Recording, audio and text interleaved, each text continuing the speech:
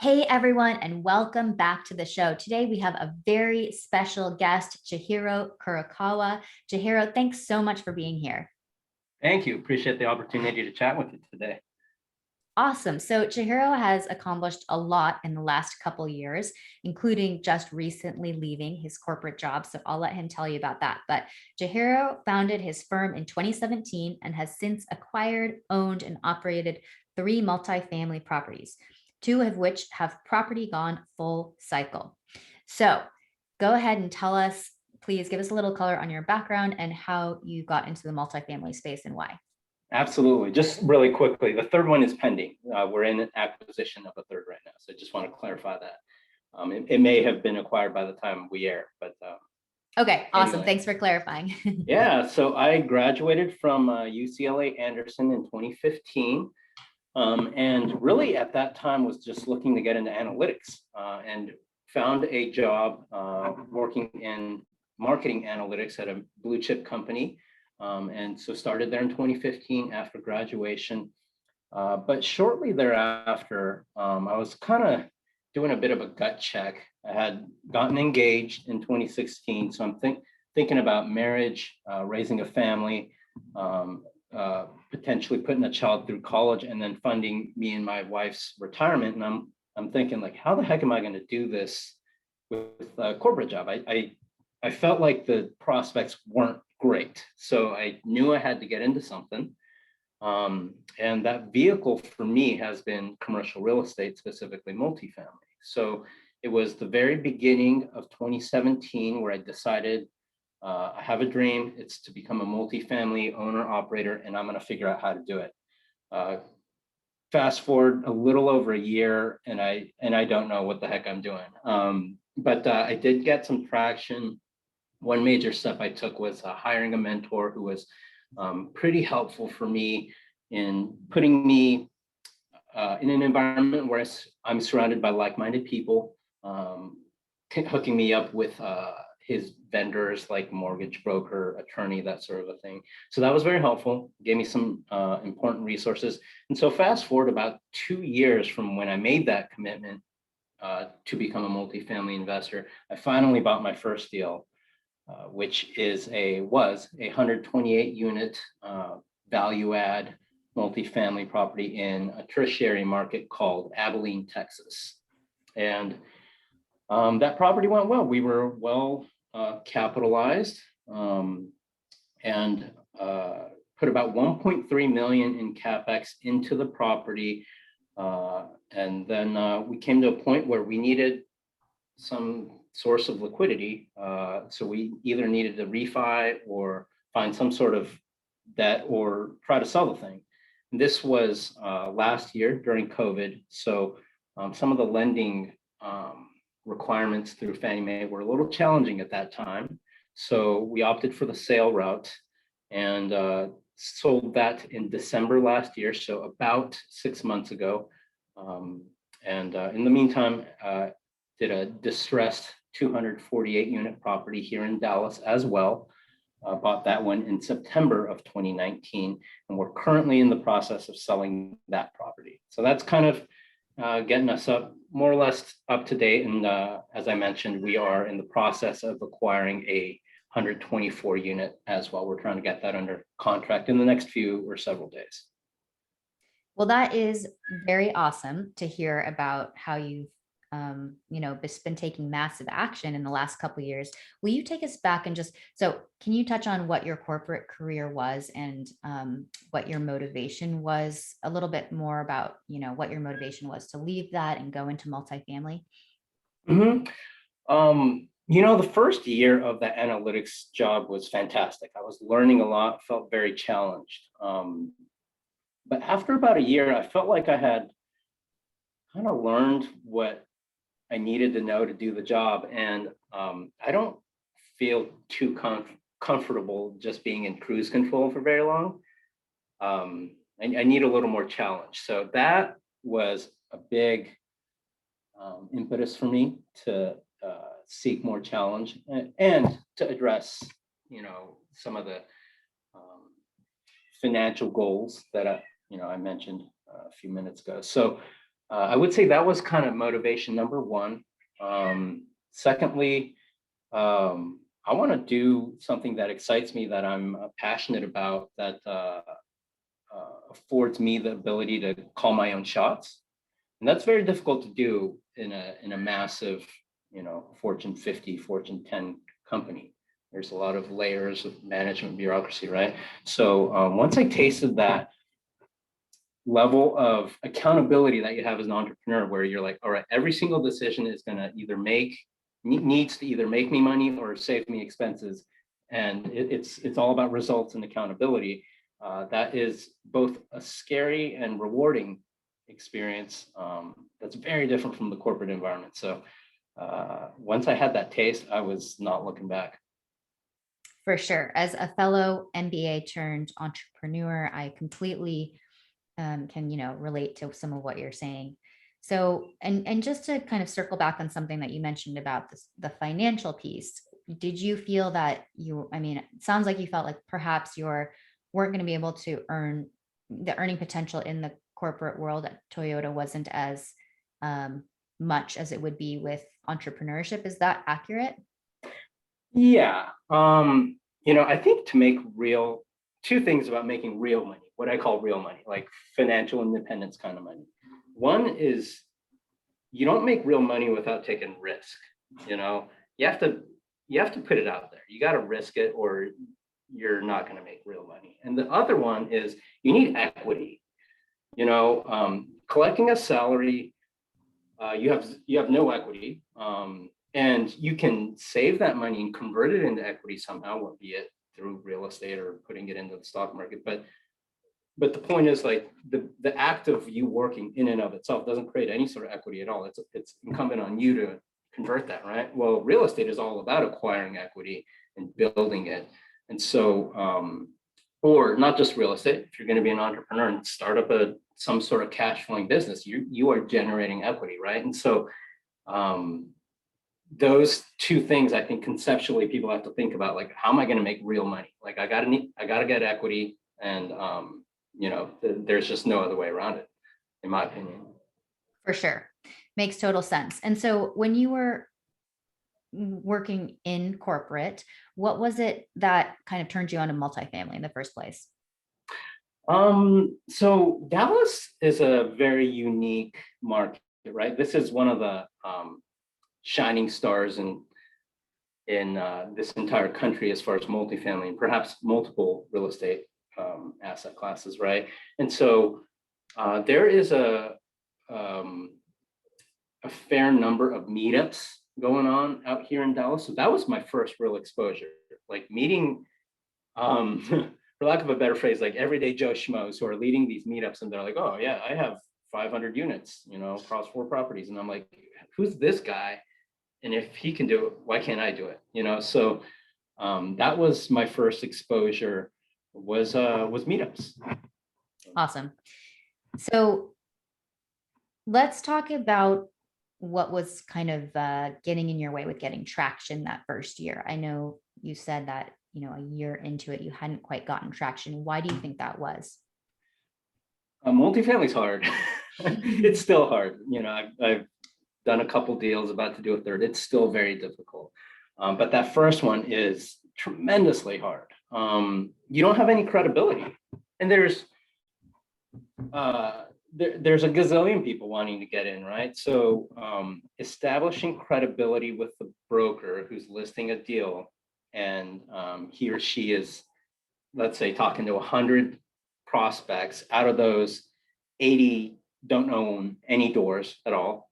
So then out of those 80, how do I make myself stand out versus the other 79, right? And so part of that is, networking and going to conferences and trying to buy these people drinks and coffee and whatnot. But it's just tough, you don't have credibility. So for me, aligning myself with a mentor who had hundreds or excuse me, thousands of doors, that gave me credibility, because I would say, hey, broker, if you award me this deal, my code I'm going to GP this deal. My partner is going to be this guy who has 4,000 doors. So you need some sort of in, because it is kind of an unfair game, real estate, and so you got to learn to play that game somehow, some way, whether it's by a mentor or bringing a lot of capital, or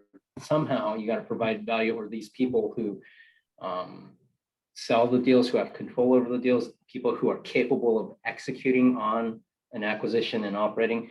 None of those people will take you seriously unless you have some sort of way to provide value. Definitely. Awesome. So a lot of people talk about the law of the first deal, how it can be really hard to get your first deal done, and then everything starts to flow more smoothly after that. So you've obviously done your first deal. Tell us how you found it and just give us a little bit of the story of that deal. Yeah, so this was, we're going back to 2018 now. It was late summer. The deal was listed, just a regular listed deal through a major brokerage. And I liked it because it was in a tertiary market, but it's still within driving distance of where I live, about 4 hours from where I live. So I liked the tertiary market because it's just a little bit less competitive than in a major metro like Dallas that has a lot of attention on it. So that was my motivation for going out there to Abilene. And it's not like a teeny tiny place. The population, I believe, is 120,000, if I remember correctly, in the city of Abilene. And the metro itself is about 170,000. So it's not like, a really small town. But anyhow, just started chasing the deal. I toured it. And I liken the process of real estate to, you don't really have big wins. You just keep knocking down dominoes. And then the one by one, the process kind of accumulates. So, domino number one is downloading the financials from the broker, and domino two might be calling the broker and finding out, excuse me, what the whisper price is going to be. So one by one, you keep doing this stuff and you build momentum. Eventually, I'm touring the deal. I've found a property manager who's willing to tour the deal with me to put their eyes on it. I found a lender, and all of these incremental steps are being made. And lo and behold, at some point, I've got the offer in, and I made it into best and final. So then at that point, it's time to do a real gut check and think about, okay, what's the absolute highest amount I can afford, and meet the hurdles that I have set, the expectations I've set for my investors. And so that's what I did, put in my best and final offer. And fortunately, I won that deal. Awesome. Yeah, I like how you describe this idea of the dominoes. And I mean, I suppose with every deal that you look at, you may knock down only one domino or maybe two, and then it's just like trying to keep finding that deal where you can, actually get the whole line of dominoes to knock down. Yeah. And to add to that, Suja, even after I won the deal, then it's like people are congratulating me, but then I'm like, oh wait, I got to raise $2.9 million now. And then I close the deal, and people are like, congratulations, but then now I've got to operate this thing. Now I've got to spend, we had a $1.6 million CapEx budget. Like, I need to deploy that capital effectively and efficiently in order to generate returns. So, so those congratulations, while they're very appreciated, like, they felt a little hollow to me, because I'm like, man, I got a lot of work to do. And then even after I spent that 1.3 million, okay, we made the decision to sell, but then at that point, I'm still like, okay, shoot, like, is it going to sell? Like, we get under contract. Oh man, can this guy who's buying it, can he execute? Will he be able to close? Like, so I really didn't feel great about it until we sold the deal and the money was wired. Then I'm like, okay, I guess I'll go out to dinner now with my wife, like, we'll celebrate something. That is awesome. I mean, such a great story, and if it was like, 2 or 3 years from now, probably you might not, or maybe you might not remember how that first deal felt. So, and how did the second deal feel after going through that? Do you feel like it was like you were still kind of nervous at every step? Did it feel a little easier? It's a little easier in the sense that like I know what steps to take, you know. There were uh fewer things, for example, that were like net new to me, like, oh, I didn't know that. Like there's less of those things, right? But interestingly, every deal has these weird issues, you know. We had a an investor who represented 25% of our entire equity raise for that second deal. You know, a seven-figure investor, and they didn't get their money wired in until like the day of, like literally the last day they could possibly send it in, amongst other things, you know. So there's always like these issues that come up with deals. It seems inevitable. Like there's always some sort of quirk, and you've got to figure out how to roll with the punches, and just adapt. You For know, sure. a That, similar thing happened with the disposition of that first deal too. The 128 unit, we were trying to sell it in December, and in mid-December, Manhattan, New York City got like, I don't know, 18 inches of snow or something. Like it was a crazy amount of snow. Manhattan shut down. Well, one of my partners was living in the Philippines at the time. So he's got to figure out how to get something notarized when all the embassies are closed because of COVID. He and then he FedExes it from Manila, and it's supposed to arrive on I don't know, Wednesday or something in New York City. But of course, there's this blizzard, so it's like 2-3 days late. We have to get an extension. You know, we potentially could have lost the sale because of snow. You know, so crazy, crazy things just happen. It's seems to always be the case. yeah, I can relate to closings just being nail biting. It seems like any closing, any industry, Yeah. any asset class, it's just always a stressful day or multiple days. Oh So yeah. it's part of the game, I suppose, but maybe, I don't know. I keep hoping that it'll maybe get a little easier over time. So there's talk about multifamily being hard from a pricing perspective in Mhm. these days and for quite a while now, but people are still buying and selling deals, obviously. And you were able to turn this property around in 2 years or something like that. What would you say about pricing, and do you have any concerns? How did you approach that with your first deal and your second deal? Yeah. So one thing that is a very different characteristic about those two deals is the first one was a value add deal, real middle of the fairway kind of a deal. The second one was distressed. It was 60 something percent occupied when we bought it. I think 68 or 69, and then at its worst, it dropped down to the high 50s in occupancy, which is very scary. You know, you're losing money every month at that point. You know, and so then the question is like, all right, well, there's not a lot of distress in multifamily, especially in Dallas. So how did you find that, and why did you even go after it? Well, my my investing philosophy has been heavily influenced by a gentleman named Howard Marks, and he wrote this book called The Most Important Thing. He's a world famous bond and equities trader, or investor rather, and uh, he talks about he made a fortune, a killing in junk bonds, like so low quality assets, right? And what he was one of the things that really stuck with me is it's not the quality of the asset that matters. It's whether you're getting a discount. Like, are you buying an undervalued asset? And distressed multifamily is exactly that. Not not many people have the stones to go after a 65% occupied property.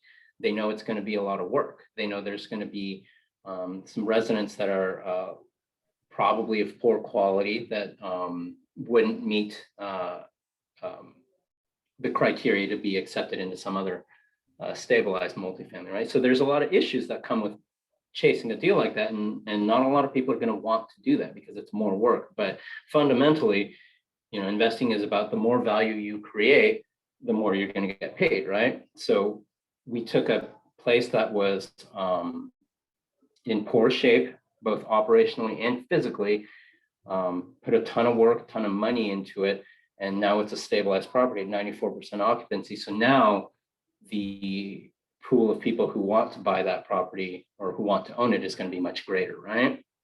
So coming back to your question, like, yeah, multifamily is really expensive right now. Cap rates have compressed.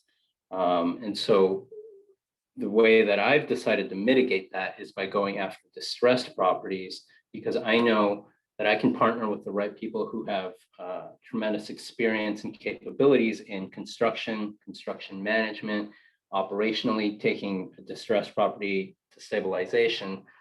And that stuff I can be very comfortable with my internal team executing upon that. Where I don't feel comfortable with is predicting whether or not cap rates are going to continue to compress, whether or not pricing is going to remain elevated.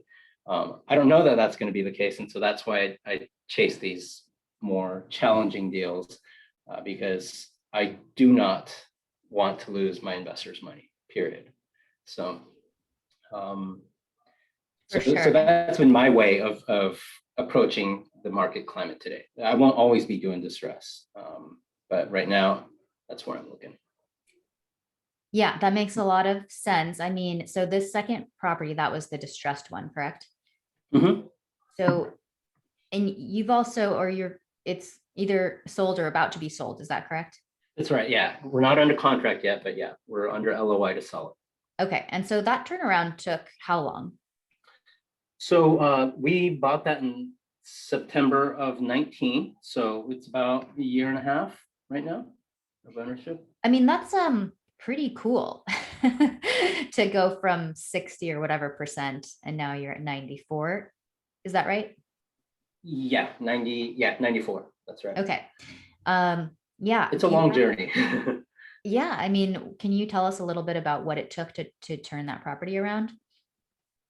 Yeah. First thing I'll say is there have not been any watershed moments during that 20 whatever months. It's all incremental progress. I am happy to report that in 11 out of the last 12 months, we've increased revenues. So we've been setting a record revenue, almost every single month for the past year. However, it's not like that revenue is going through the roof, right? Like it's just every month, we're making $5,000, $10,000 more, and what it takes is having a fantastic property management team.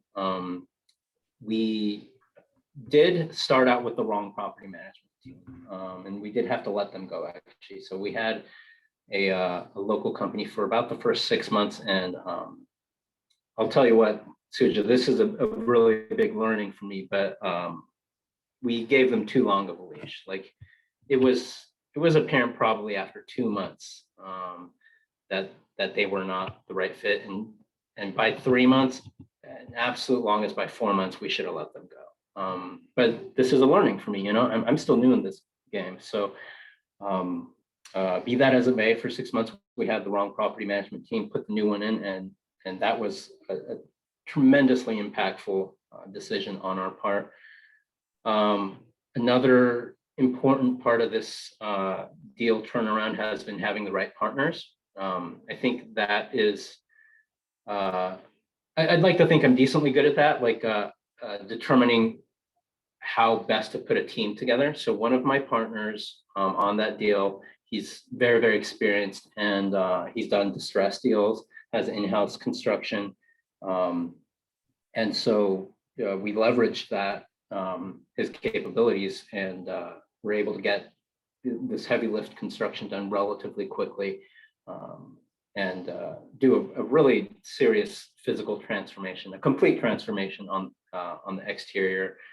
Made it from a very dark, kind of dreary property that was browns and greens into more contemporary, light versus dark color contrast that is just way more aesthetically pleasing. So we did things like that, and just made steady operational improvements. And of course, you got to renovate interiors. So we've been consistently doing that, several units a month, to garner rent increases. Awesome. Well, there's a lot of lessons there and just so much good stuff. I mean, I think it's really what you said about this incremental improvements over incremental progress is really key. Yeah.